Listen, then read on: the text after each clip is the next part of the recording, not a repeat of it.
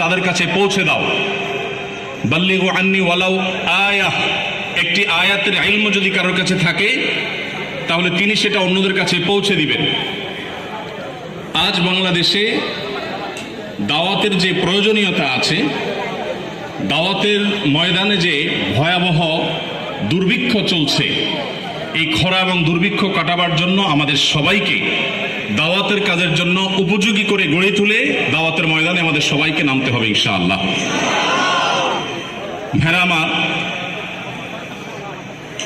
আমরা যারা আছি এখানে জেনারেল শিক্ষিত, তারা অনেকে আলহামদুলিল্লাহ দাওয়াতি কাজ করার জন্য তাদের প্রচন্ড আগ্রহ লালন করেন।